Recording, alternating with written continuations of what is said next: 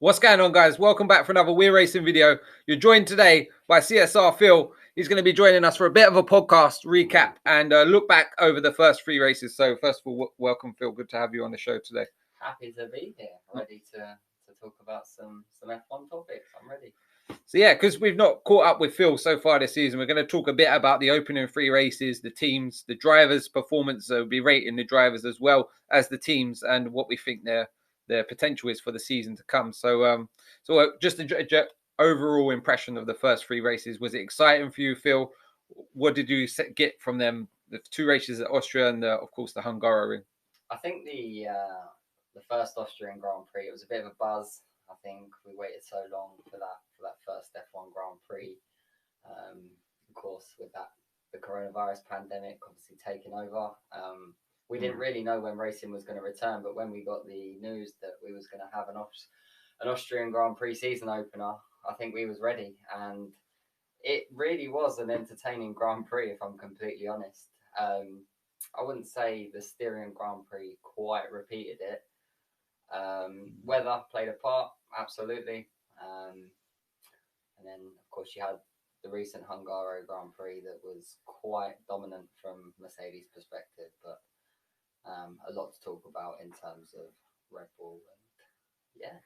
Yeah, so the first three races, the first race itself, there was a lot of like rustiness from the teams as well as the drivers, in my opinion, because there was a lot of incidents, a lot of mistakes on the engineering side as well as the driver's side. So that made for an exciting race when there's a lot of DNFs. It always throws like, the cat amongst the pigeons, as it were. But we're going to have the rundown on the teams anyway. So we're going to kick off with Mercedes. And if we had to rate them after their first three races, I mean, you can't really give them anything less than a 10. Really, unfortunately they've been put up against some problems in the first race.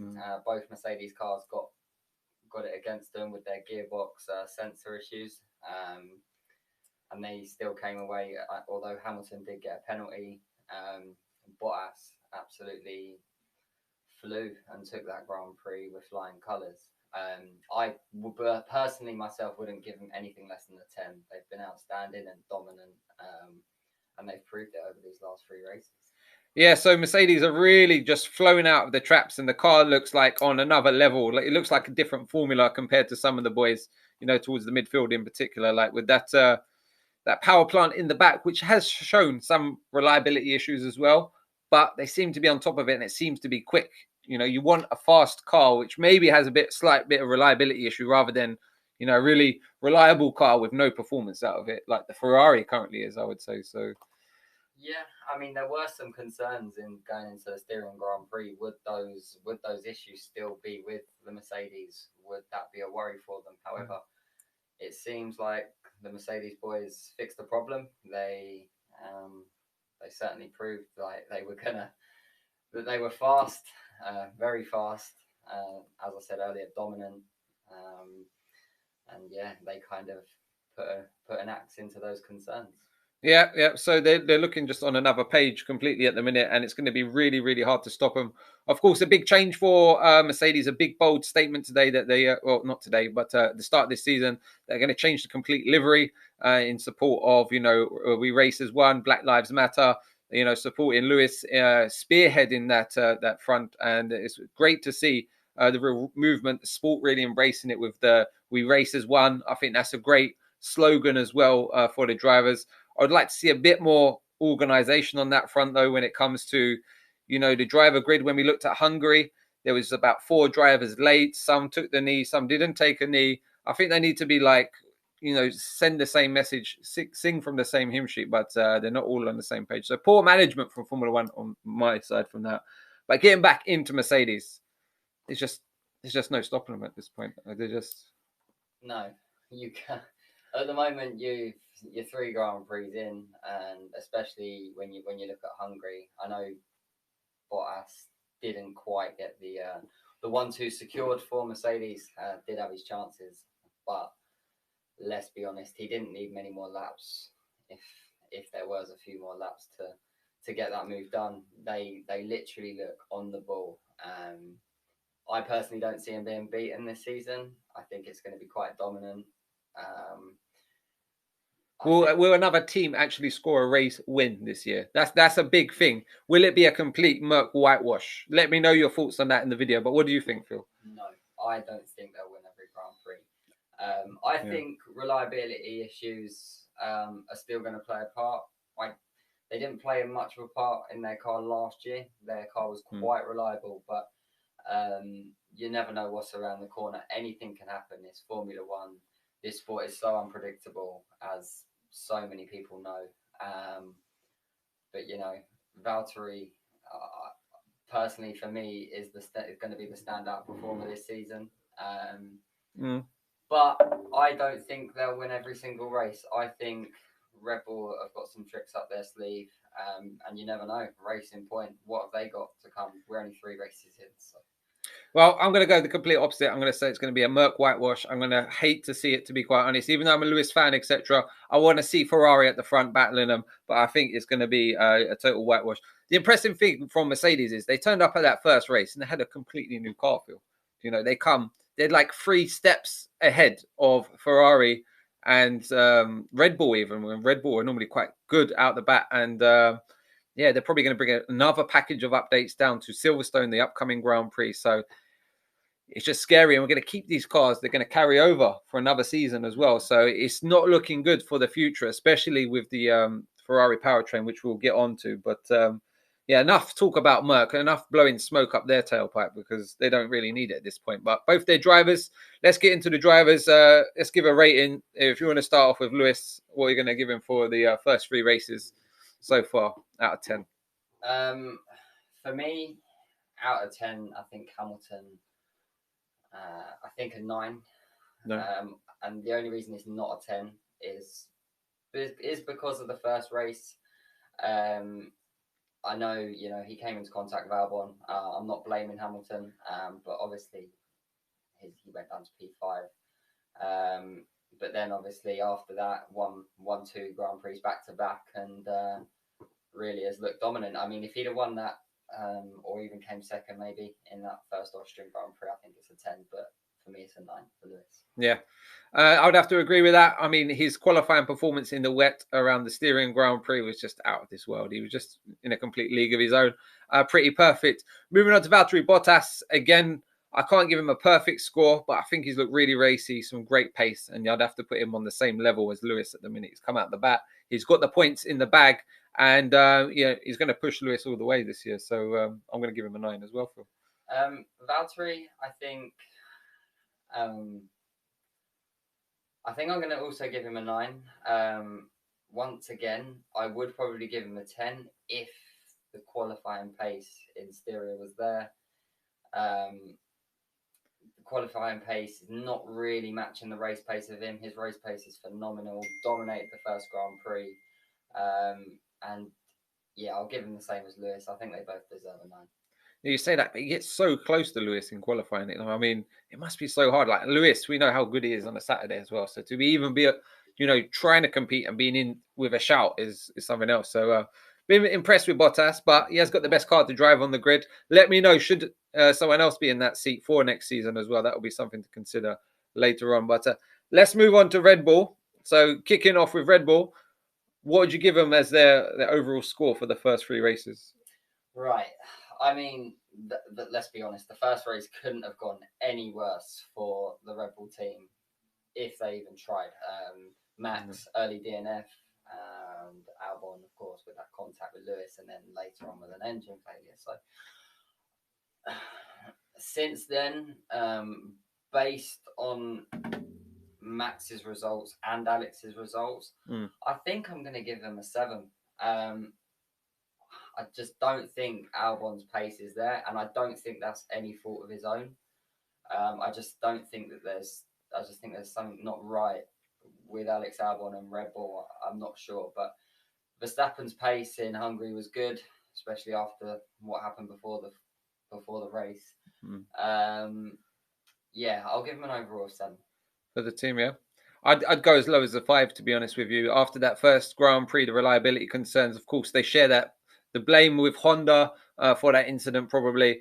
But I think there's been some, the car looks too much on a knife point. They can't get in the right operating window. It's really highly strung. And as you can tell, Max Verstappen is the only one being able to adapt, being able to really drive that car. The drivability has been the concerns in the past for the Honda, but I think this is more the Red Bull package within itself that's making it a bit of a difficult one. We've seen Pierre Gasly come in and completely fall flat on his face and really struggle to adapt to the car. We've seen him go back to the old team and really flourish again. So I don't think it's 100% driver. I do think it is the style, the setup of the car, the Adrian Newey design, which is really affecting both the drivers. So, looking forward into the season, I think with the next aero update that they bring to the car, I think that's going to be key. I think they will identify the concerns they have, and I think they will be back on the pace. But looking at the tracks coming up as well, not too many of them are their strongest tracks either. They're going to miss out on the likes of Singapore this year, for instance, a few others as well, which they would have looked to go strong at. So, they could challenge for a win, be on the podium, best of the rest compared to the Mercs anyway, and lead in that charge. But at the minute, they're going to have to fight. It looks like McLaren and also Racing Point are going to be hot on the heels. So, what do we say about the drivers? Max Verstappen, first 3 rounds, what are you going to give him? I think the first race, Max, he wasn't given the car. We couldn't really judge of what his pace was going to be like on those medium tyres that he started on. Would he have been in contention? We don't know. It's debatable. You'd probably like to say no, based on Mercedes' pace, but you never know. The safety car maybe would have turned it. But in terms of Max and his efforts, once again, his qualifying's not been up to what he can do. I think. And I don't think it's quite the Max Verstappen we saw last season as of yet. Whether that's driver error, I don't know, or car related, balance related. I know they've been talking a lot about the balance and being uncomfortable with the balance of the car. So I'm going to give Max the same rating as I gave his car and give him a 7. Okay, so go with a 7. I think that's a pretty fair score. I mean, the car's looked a handful to really manage, and he's doing the best job he can in the team as well. We saw that one error, managed to redeem it. Fortunately, thanks down to the team in the Hungaroring. But looking good, but a lot of frustration coming through from Max. You can see it in the free practice sessions. He's really on a knife edge. A lot of pressure on him at the minute because he has been tipped for a driver's title, and he knows he's got to really knuckle down quick, and he's miles behind in the championship already. So, it was 7 for him. Moving on to Alex Albon, the young Alex Albon, only his second season now, Phil, in the sport, isn't it? So, Alex Albon's definitely a driver I've grown on, particularly when he was at Toro Rosso. I've grown on him massively. I really like his driving style. And I think he has got so much potential. He's got so much pace, but I just kind of get that feeling that he's not equal with Max Verstappen on the car. I'd really love to see what he could do with a matching car like Max Verstappen, because I think that he definitely could give him a run for his money. Maybe not this season, but maybe next season to come, I think he'll be up there. So that was something that's come out. There was some comments on social media made by George Russell to say, to a certain extent, that it's unfair that Albon's being judged as he is because he's not been given basically the tools to do the job. Now, he's in the same bit of equipment, you would say, but we have seen that Red Bull running different configurations on the rear wing, different configurations, maybe different front noses. The preference is always going to go to Max because he is the established driver there, and it does make sense as well. But I don't think Albon has probably been given as much as a fighting chance as Max Verstappen to shine. So don't judge him too harshly is what we're trying to say. He's a diamond in the rough, and he's an exceptional driver. George Russell was actually standing up for his mate, which he's risen through the ranks with. So, I think it's been a steady opening. I've been impressed with him at the late end of last season when he went wheel to wheel in the likes of Brazil, and we got our hearts broken with that incident with Lewis. We had repeat as well in Austria, but I'm so glad that he's got the confidence and he's sending these moves and he's actually making it. And I think that will be the key for him retaining his seat, is that he does have that fire and he can pull off the moves as well, Phil, because that's what they're looking for. It's what you didn't see with Gasly. That's what Gasly wasn't doing. But what would you give Albon? So I'd give him a 7, as well. I think he's got a lot of learning to do. He's made, a few mistakes here and there, struggling to adapt to the car, like I say, as well. So I think 7 is, it's a bit early to tell with him this year, but I think he will flourish. And before the season, I even predicted that he would get a Grand Prix win. I'm not so confident of that. I definitely think he will score a podium before the season is out. Yeah. But yeah, he would want to get that in the bag as soon as possible, that podium, because Lando Norris already up on the podium. Carlos Sainz got one year, last year, so it's doable. Yeah, absolutely. I think Alex Albon, I think it's just it's not a confidence thing. I think because he's got the confidence, you can see that on the track. I'd have to agree with the 7 as well. Okay, so next up is the second Mercedes. The Pink Panthers, what we call them. For me, they've been. I kind of feel sorry for them in a sense. They've not had the easiest of starts with all these protests, etc. Renault have just got it against them, and they've got it in for them, really. Yeah. But yeah, no, been really, really impressed with them. Both drivers have been exceptional, qualifying and race pace. Perez probably has been a tiny bit unlucky in all of his Grand Prix, if I'm completely honest. The strategy in the first one, then he got wing damage in the second one, and then he fell back from the second row in the Hungaroring. So for me, they've got it spot on, and based on just going purely based on their performance, I'm going to give Racing Point a 9. A 9. So they've come out of the bat pretty strong. Basically, the protest, what's come in from Renault is to say that you basically copied a car from Mercedes. Now, it's not illegal to copy certain components. As we know, the likes of Racing Point do have an engine deal with Mercedes. They supplied the power units, etc. But for instance, Haas even, they purchase a lot of Ferrari components. And going over into this season, there was a new clarification of certain components which you couldn't exactly purchase as a customer and just take it like for like. So they're saying it's too accurate to be a copy, that you've just looked at it, maybe scanned it and recreated it. But there is slight differences in it. The FIA will scrutinize it. They've already requested components from Racing Point. Also, as last year's Mercedes, I do believe, to correlate and see if there is anything to be heard in that case. In my opinion, I think it's good for the smaller teams if they can purchase as much as possible. It saves them on R&D. It saves a lot of money, which can go into other jobs in the industry as well. So I'm a fan of it personally. And if they come out and made it a bit clearer that you could buy the keys to the Mercedes or the Ferrari or the Aston Martin of last year, I think it could reduce costs a lot. But they've definitely got a strong package. I definitely think that they have done an excellent job of copying last year's car. And to see the pace difference this year is unbelievable. The likes of Lance Stroll have really impressed me. He's come out, he's been extra mature this season. He showed good pace on Saturdays now, which has been his real bugbear over the last few years. And he's always been strong on a Sunday. We know he's got good race pace, but I think he's starting to prove that he's worth his seat and he will deliver. We've seen him been on the podium in the past. I expect to see him on the podium once again this year, as well as Checo Perez, because that package altogether just looks, to be on par, maybe potentially with a Red Bull on an off day. So yeah, and they look comfortable in the car as well. They it's not like they're like Red Bull who still seem to be struggling a bit. Racing Point look comfortable, as you say.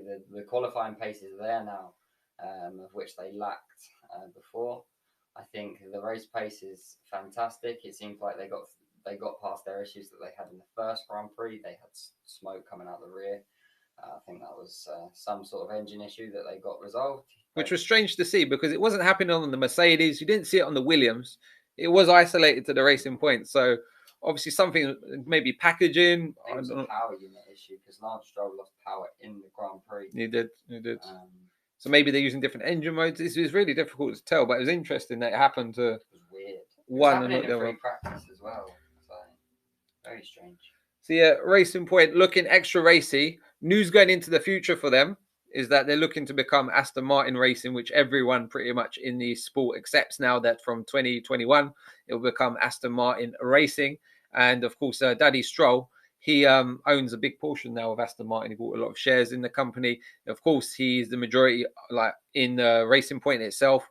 And that's throwing up an interesting question because we've got a free, what would you call it, a free agent in Sebastian Vettel now. He's out of contract and he's looking for a seat fill.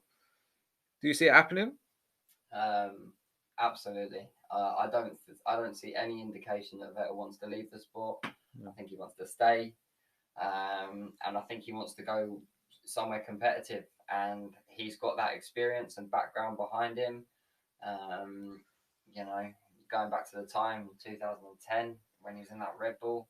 Remember, he's got all the history behind him. So, I personally want Sebastian Vettel to stay in the sport, but I personally wouldn't like to see any of the racing points leave the sport either. No, that would be a sad thing to lose. And unfortunately, it looks like Checo is going to lose out. Of course, Daddy Stroll's not going to get rid of his son.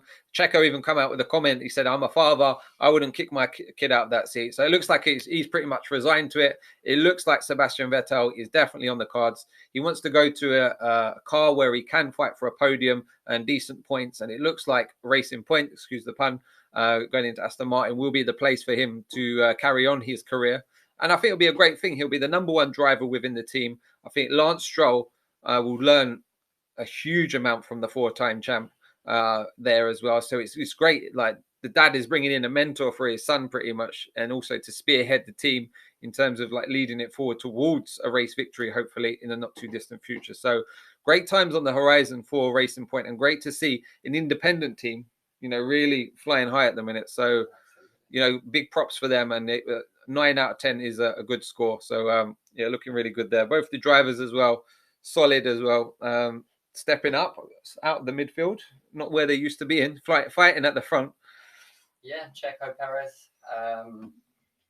His qualifying pace has been there. His free practice pace has certainly been there. He's been up there with the likes of Mercedes in free practice, as we've seen.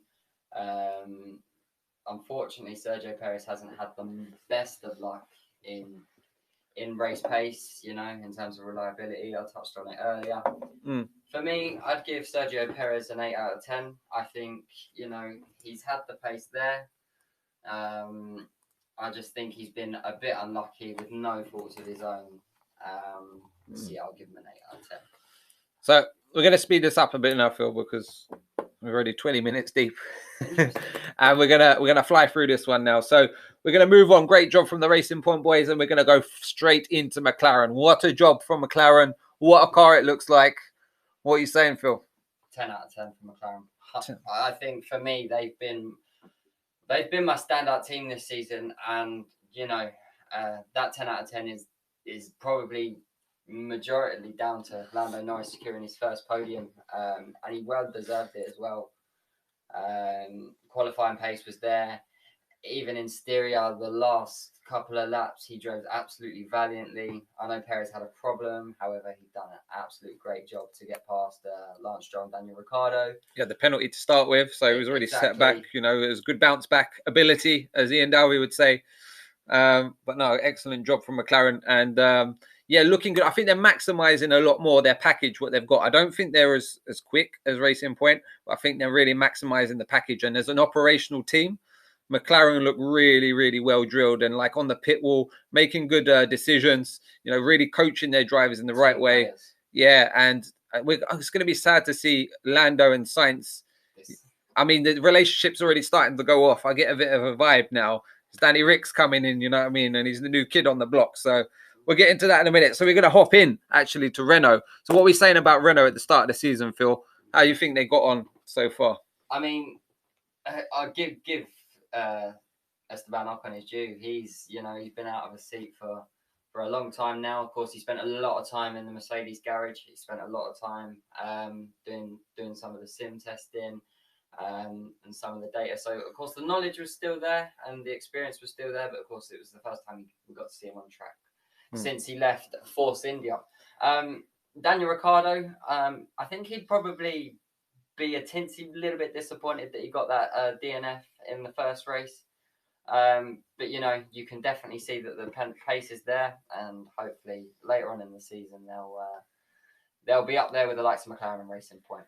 So, yeah, promising signs from Renault. They, of course, wanted to be capitalising on the weakness of Ferrari a bit more. But looking good. The car looks, drivable. Ricciardo, the feedback's been really good from the drivers. So I think it's a solid job from there. I'll probably give him about a 7 out of 10 as it stands. And, of course, Danny Rick is signed for McLaren for the rival for next year. So will we see him, maybe not be so harsh going wheel to wheel with the likes of, Lando Norris, if he's trying to set a fastest lap on the last lap again. Do you know what I mean? So it's going to be interesting dynamics there. But Renault, solid so far. Good to see you back as well in the sport, Ocon. And Danny Rick, he'll be the one which is being pushed into the corner now in the team. It'll be all about Ocon. So it's going to be a tough season so far, I'd say, for Danny Rick. But into Ferrari. Sad. I personally, I feel sorry for the likes of Vettel and Charles Leclerc. You can see they've been pushing the car so hard.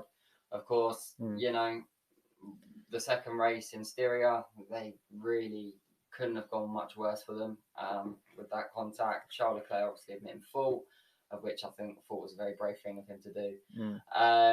But yeah, Charles Leclerc, he got on the podium race 1. The qualifying pace wasn't there, but he was happy with the podium, and you had high hopes going into race 2 with an upgrade on the car, which was thrown away after the opening laps. And then Hungary, they were up there in the top 10, but they weren't up there to the pace you'd expect. And I give Charles Leclerc and Sebastian Vettel their due. They're really trying to push the car as much as possible.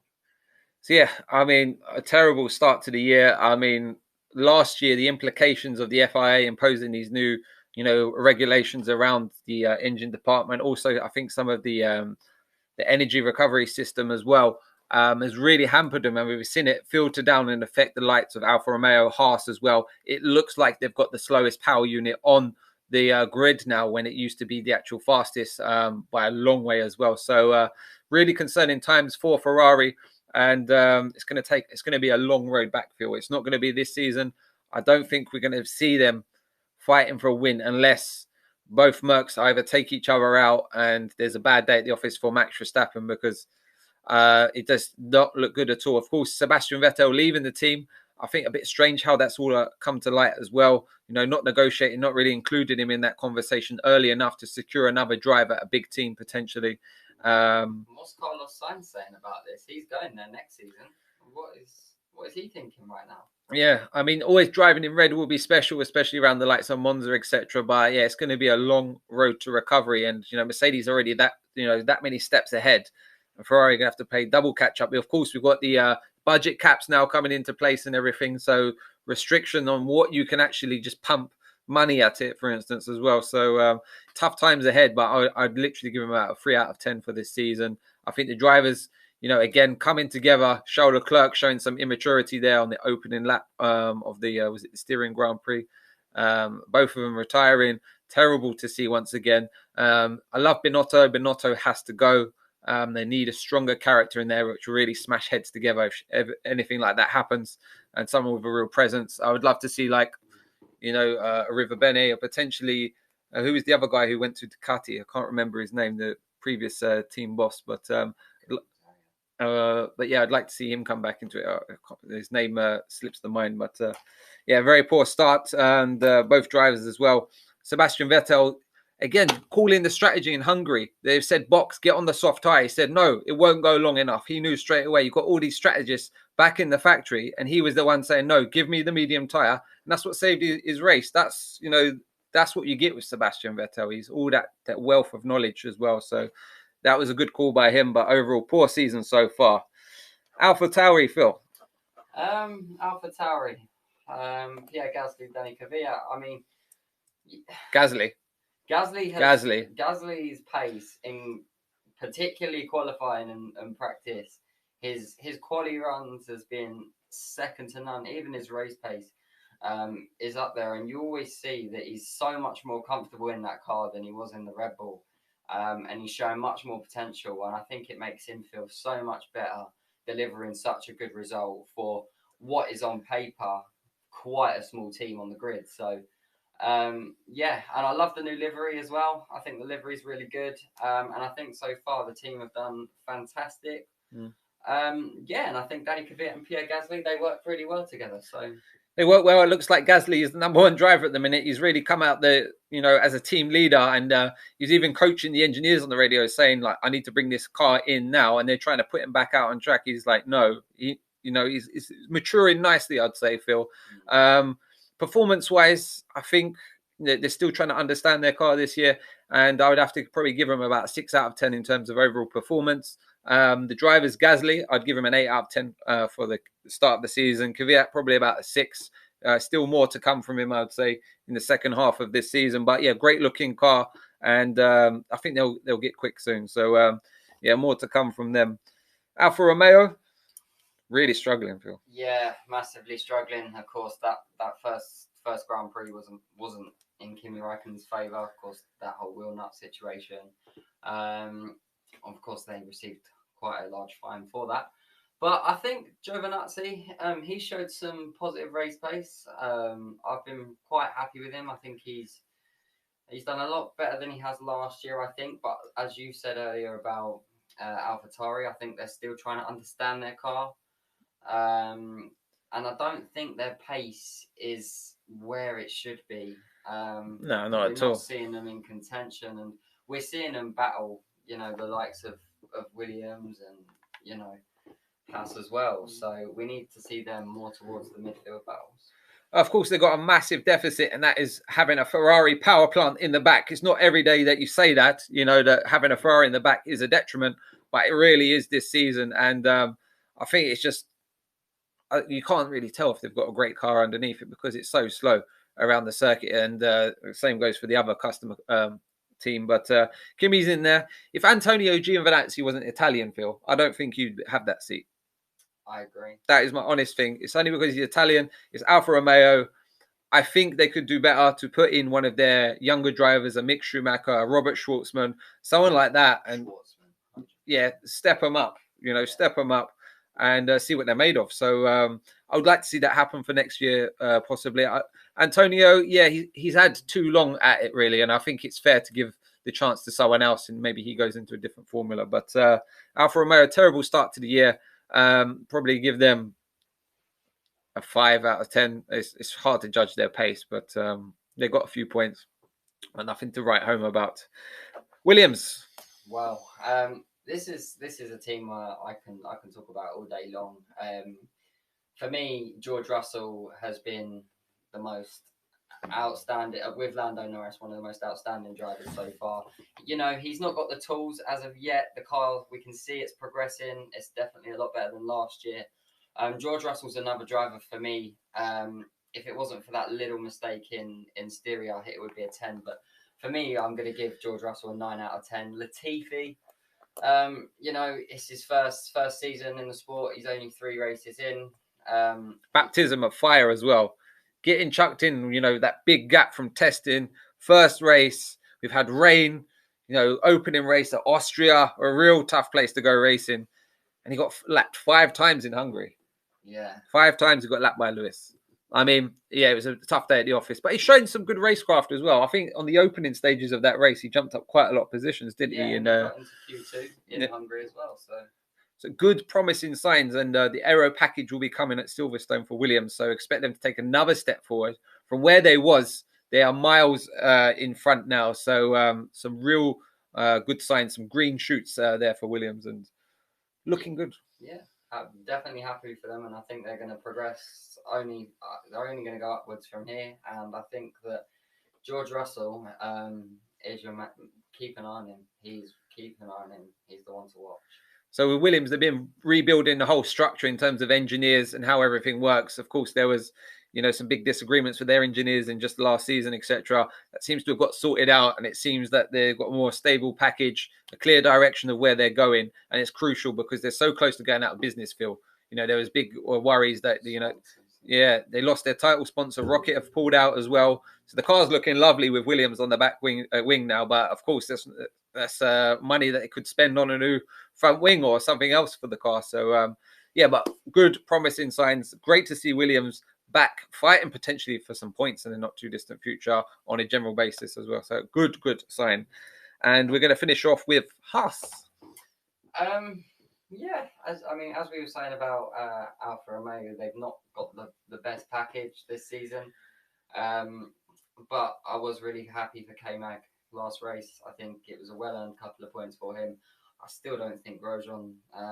it's not worthy of a seat, in my opinion. I don't know. When you see the likes of Nico Hulkenberg get dropped and you know, potentially Checo Perez maybe losing the seat, and you think of people like Romain Grosjean, who's not proved himself, in my opinion, in his seat for a very long time now. I think he's way out of his depth, and I think that seat should go to someone more deserving, in my opinion. But K-Mag, I think, is showing some good pace with what he's got, and I've been really happy with his performance so far.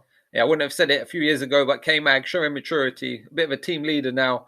And I really hope that Perez gets Grosjean's seat going into next year. We don't want to lose Perez from the sport. I think it could really work with the American team. A Mexican driver would be good for marketing and everything in terms of the Haas setup. Really struggled in the opening Grand Prix. They had all these brake failures.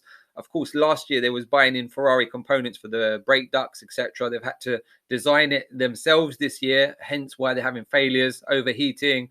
They've been having teething issues, but that's the last thing you want as a driver, not being able to stop the car and the foot going to the floor. So good that they've bounced back from that. Some real good strategy calls in the Hungarian Grand Prix. First of all, they put on the wrong tyre. They had the wets. They come back in. They put the dries on.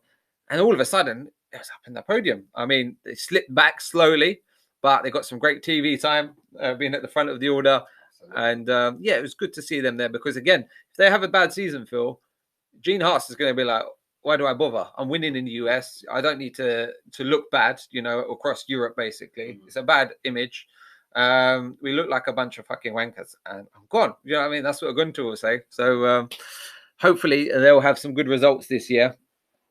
But that's going to be all for the first podcast. We just went a bit off script. We'll try and keep it off script with me and Phil. Let us know what kind of content you want to see as well. We want to do a bit more of the social side of things as well. We might be doing some Instagram lives, getting a few of you viewers as well in for that. So let us know if you'd like to do that. What kind of day time format would be good as well. And anything else?